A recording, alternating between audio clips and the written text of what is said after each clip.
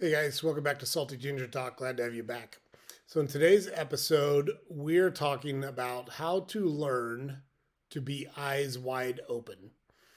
So, what I mean by that is we want to teach people how to think for themselves. I don't want to tell you what to think. I don't want to tell you how to live your life. It's not my place.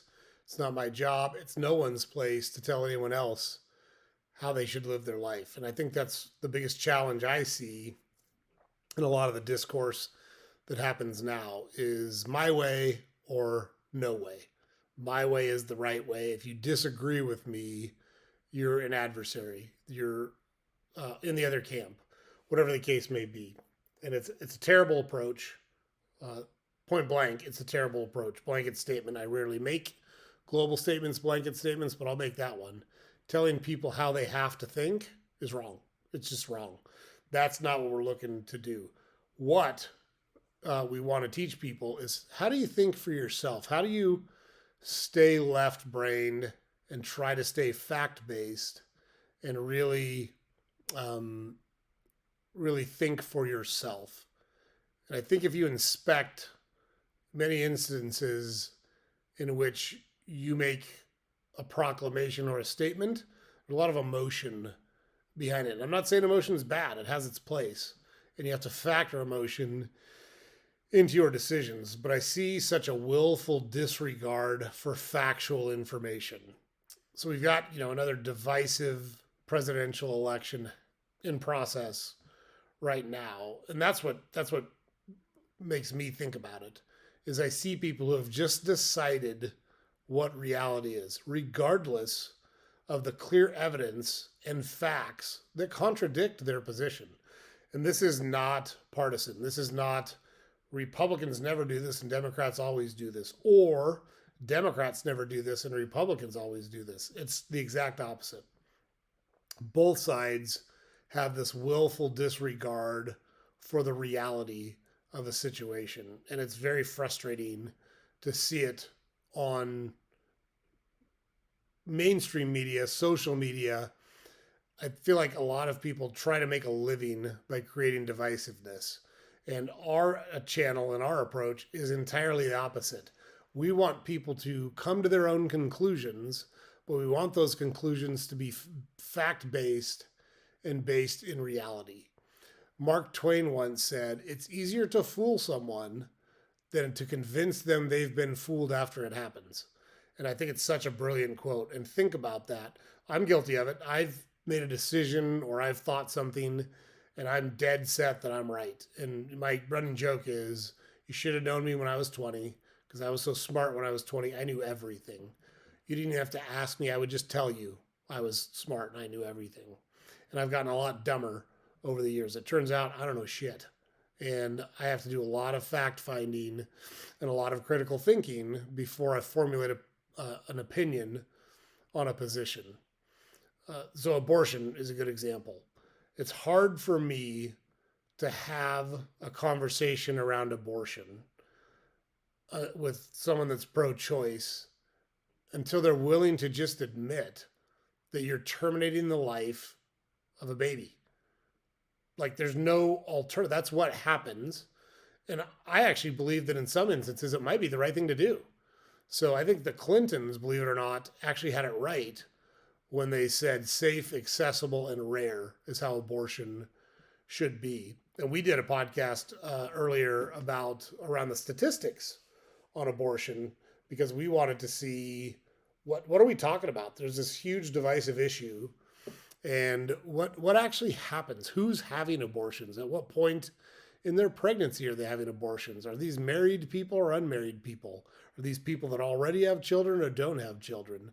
Are these the majority, really young women who wound up in a tough situation, or are these adults who've made bad decisions?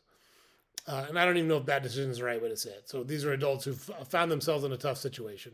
I'm not. I don't want to smear anybody. I don't want to talk down or negative about anybody. It's not our intent at all. With that said, the majority of women that were having abortions were older than 20.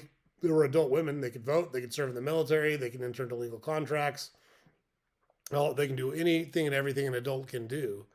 And the majority of them actually had a kid already before they had an abortion. So it was surprising to me. I didn't know those statistics, and it made me think very differently about the abortion conversation. Now, you can come to whatever conclusions you want, and that's fine. My whole point is it needs to be fact based. So the argument that people who are anti abortion want to take away women's rights is false. That is not what motivates anti abortion advocates. What motivates anti abortion advocates, from their view, they say no one is looking out for the rights of the unborn child. Now, once we admit that we have an unborn child that's at risk, then we can have a conversation around should we be able to terminate that pregnancy? At what point should we no longer be able to terminate that pregnancy? How does it work? But until you have those conversations around, those are facts. Left to its own devices, that process leads to a human life, and you're terminating it. And again, I'm not necessarily saying that there aren't times where that's the right thing to do, because it could be. But until you admit that, it's really difficult for me to take that argument serious because I don't think you're based in reality. I think you're arguing from an emotional place, and it's hard for me to listen to just emotional arguments. That's just me personally. And that's what you don't want to be someone who clings to a position because of an emotional reaction. It's much better to take an unemotional, fact based approach to things so you have a clear view of all aspects of a situation so you can make the best decision possible. And emotion is going to play into that at some point, and that's okay. But you have to, I think, you make better decisions if you find facts and let those facts lead you down a path that makes sense to you. And emotion has a part in it. I get that. But denying facts is just like I don't understand it. And I see it all the time. Illegal immigration. There are millions of people annually pouring into our country illegally. I think we should make immigration as easy as possible. I also don't think we should deport people that are already here. I think there should be some path to citizenship, and we need to make it easy for them to participate in our society so that they can get jobs, get medical care, get education for their kids, pay taxes. I don't want people living in the shadows. A lot of people that are here, even though they came illegally, are decent people that want to contribute to society, and we make it really hard for them to contribute to society. But to pretend that they came here legally and deny that they're not criminals for breaking that law is just false. And it's very difficult for me to have that conversation with people, even though I probably have way more in common with people who want to open immigration and allow more people into the country. We need some process to vet people, and we need some process to allow them from the minute they get here to participate in society. And they should pay the same consequences as a US citizen that doesn't pay taxes, that doesn't participate in society, that doesn't follow our rules and laws and social norms. So they should be able to integrate into our society. We make it difficult for them, but that doesn't change the fact that they came here illegally. I'm sure there's tons of people in Pakistan who would love to be in the United States instead of Pakistan. And I've got nothing against Pakistan. I picked it because you can't walk to the United States from Pakistan. You can walk to the United States from Mexico, and that shouldn't be the bar at which you can get into the country illegally. So those are the kind of things that we're talking about. You want to be eyes wide open. You want to be fact based when you're thinking through how things work. And so what we're going to do is give you some tips to try to help retrain your brain to not react emotionally right off the bat, but to use reason and logic to gather facts so you have the information you need to make the best decision possible. And your emotion is going to play into that. We're all emotional beings, and all of us think about things, have things that tug at our heartstrings differently, have things that we feel empathy or sympathy for differently, and that's okay.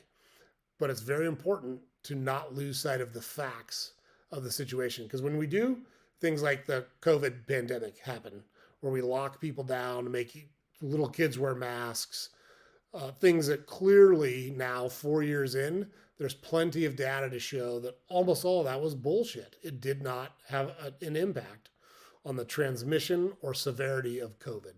So we allowed those things to happen. We trashed our economy. We put tens of millions of children behind in their education.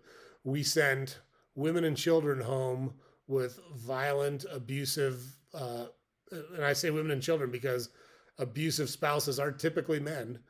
We sent them home and trapped them in their house for months with violent and abusive men.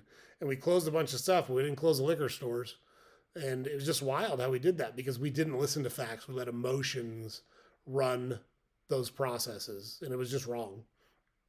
So, with all that said, here are some tips that you can use to stay fact based, to gather information, to try to be left brain in your decision making process. So, the first one is remove yourself from the situation.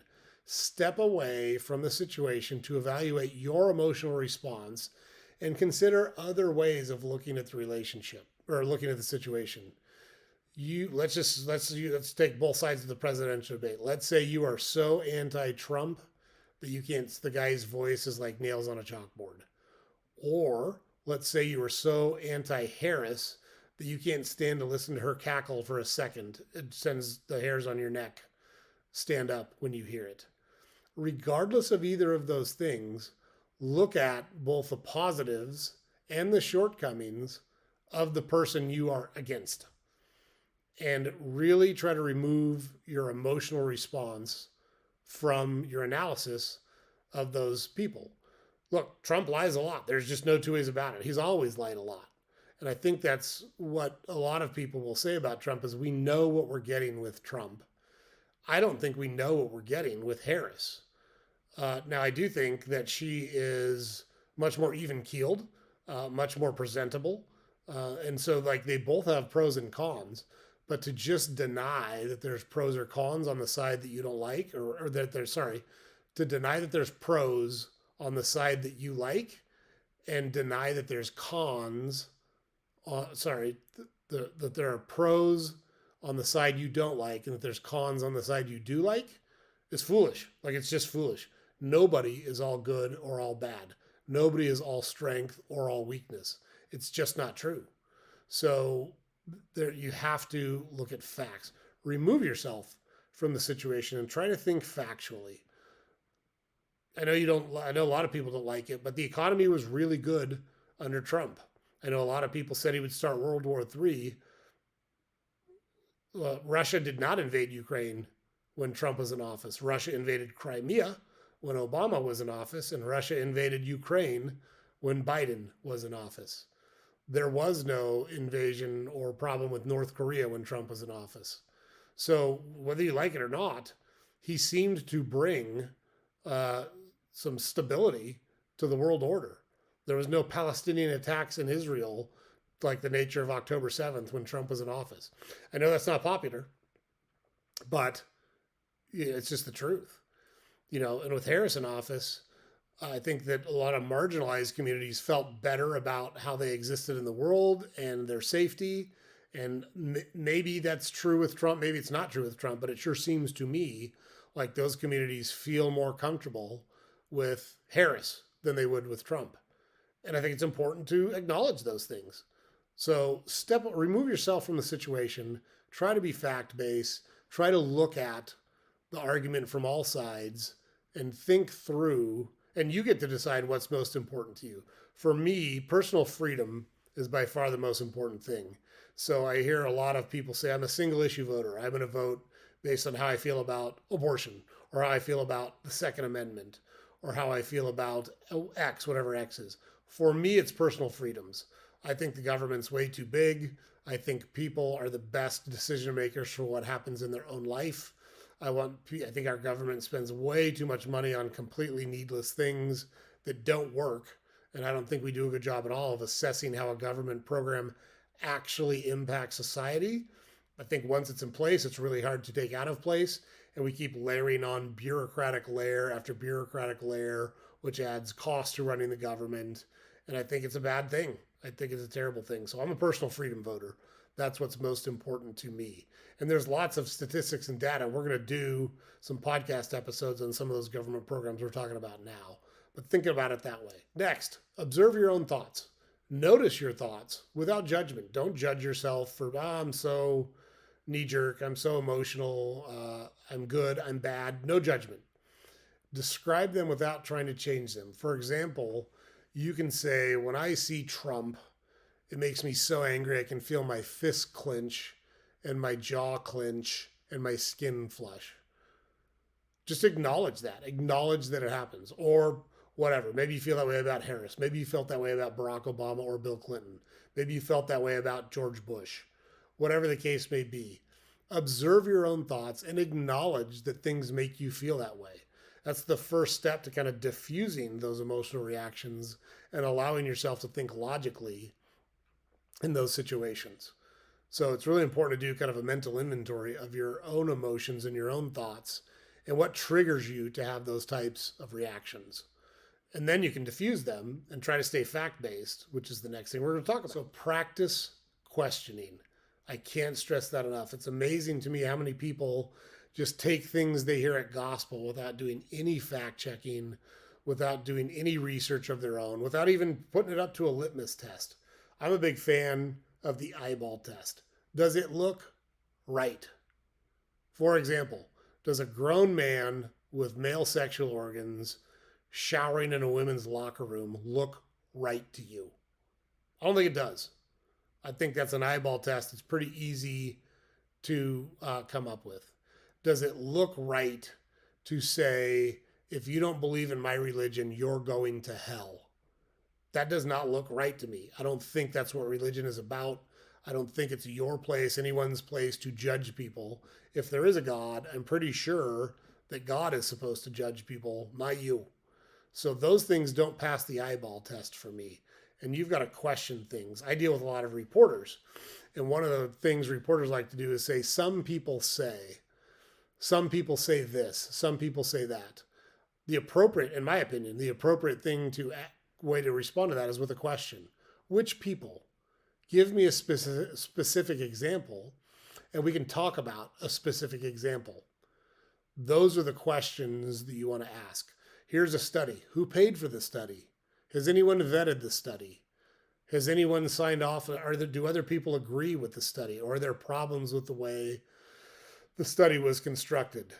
One of my jokes is if Trump walked across water, the headline the next day would say, Trump can't swim. You could substitute Harris in there too, because there's just a polarization in the media of, if you're pro candidate X, you hate everything about candidate Y, and you can't admit one good thing about him. And nobody's all good or all bad.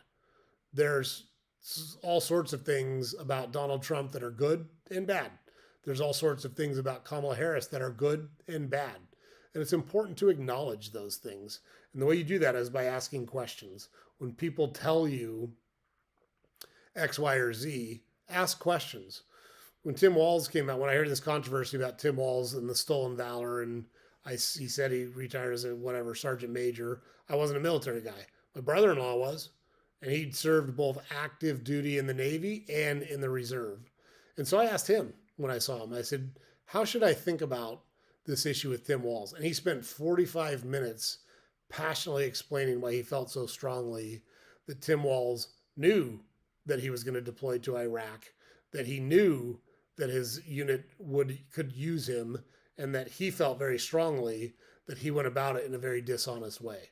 Now that carries weight with me because I don't have experience in that arena, but my brother-in-law does. And so that carries a lot of weight with me from someone that I personally know that served 2 active tours, one in Guantanamo Bay and one in Iraq in the early 2000s. This was when the war was really kind of raging. So that meant a lot to me.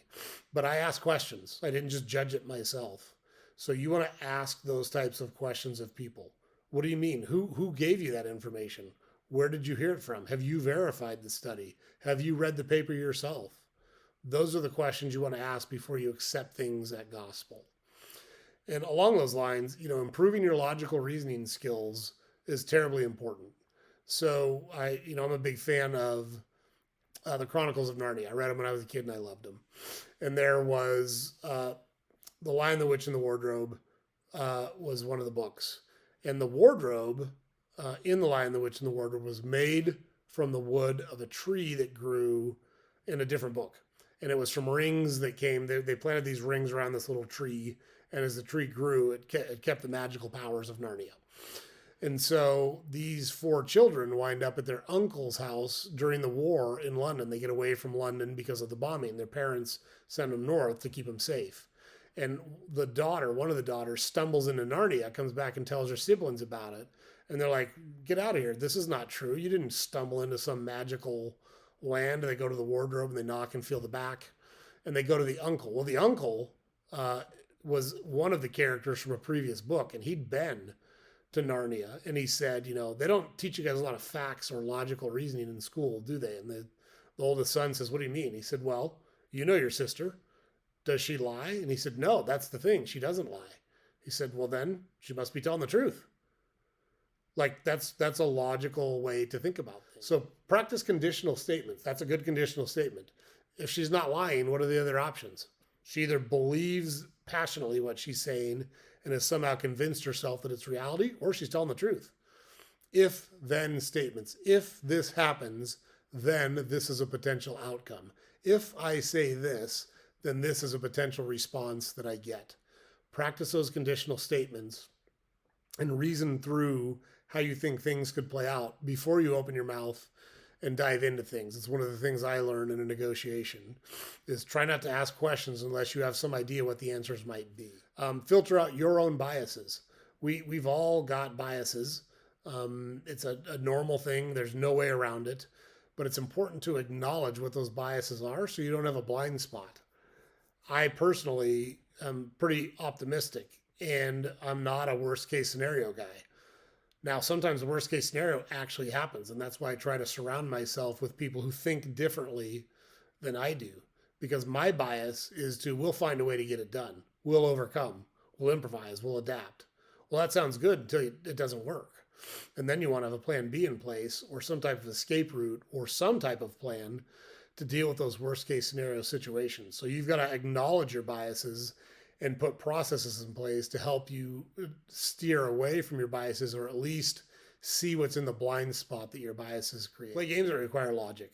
That's a great way to do it. You can Google logic games and play those games. It'll help you rewire your brain to think more left-brained and logically and reason through things. Notice patterns in your everyday life. Are there particular situations, people, words that trigger an emotional response in you? I know one of mine is overwhelmed. I hate the word overwhelmed. Overwhelmed to me says, oh, I don't know what to do, and I'm just going to throw my hands up in the air and quit. I'm not that type of person. Now, that doesn't mean that there aren't times where I have so much stuff going on that I need to take a beat. I need to get reorganized. I need to take a deep breath, take a walk, refocus my mind, whatever the case may be. But you've got to notice those patterns so that you can put processes in place to deal with those patterns. So that's a great way to work through those things, is just look for patterns. Are you trying to change what you eat, but you notice that at 2:00 every day you wander down and grab a cookie from the vending machine or the break room? What is it about 2:00 that makes you do that? What are the circumstances? Are you tired? Are you bored? Are you actually hungry? So if you're tired, maybe you need to figure out how to go to bed earlier. Maybe you need to go out to your car and take a nap for 15 minutes. Maybe you need to take a walk. If you're hungry, pack an apple. That's another option to a cookie. It's a healthy alternative to a cookie. But if you don't notice that pattern, you can't come up with a solution to solve the problem that you're trying to solve, a left-brained solution. And then monitor your thinking for logical fallacies. The straw man fallacy is a big one. Like the election's a good one. You either have to vote for Harris or you have to vote for Trump. That's not true. That's false. There's other options. Jill Stein is an option. Chase Daniels is an option. Both are running for president on other platforms. Have you looked at those platforms? Do you know what they stand for? Or do you buy that there's only two options? Monitor your thinking for logical fallacies. Because if you can't identify, hey, I'm getting sidetracked here and I'm not thinking logically because I'm allowing this to happen, it can really be problematic. So take time to think through each of your potential responses and understand their possible consequences. Then evaluate how those consequences will bring you further or closer to your end goal. Which way will they take you? Will this consequence take you further away from your goal, or will it get you closer to your goal? Will it get you further from the outcome you're looking for, or the closer to the outcome you're looking for? If you think through those things ahead of decisions, ahead of conversations, ahead of negotiations, ahead of presentations, you're going to be more prepared. Then you've got to determine, what do you do about it? Is it better to project your anger in a more constructive manner? Like, hey, this is upsetting to me. I'd like to work through some solutions. Or do you let it go altogether? You have to decide what's important to you and what's not important to you. My marriage is very important to me. So there's times where my wife will speak without kind of processing things in her head, and things will come out in a way that could be construed very negatively. I know she doesn't mean them negatively. I just let those things roll off my back. She doesn't mean anything by them. She's trying to convey a thought or an idea. It came out bad. I know what her real intentions are. Let it go. Just let it go. Even if someone does have bad intentions, you don't have to engage in it or let it bother you. You can choose to ruminate on it and stew on it and let it eat you alive, or you can choose to compartmentalize it, put it over here, and move on. You have those choices, but you have to think logically through those situations to allow yourself to do that. Now, emotion does play a part. So like, you can't just check your emotions, and they do play a part in your decision-making process. And that's actually a good thing. According to a Harvard Business Review study, people who use both logical and emotional thinking in their decision-making process are 58% more successful.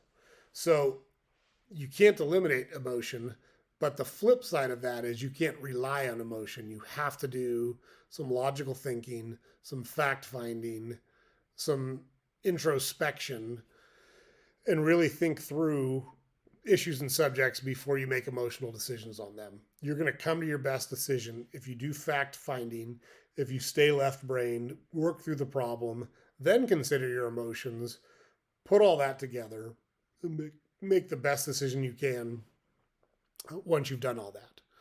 So I really think it's terribly important. I really would love to see more people think logically, then work through their emotions, then come to a decision.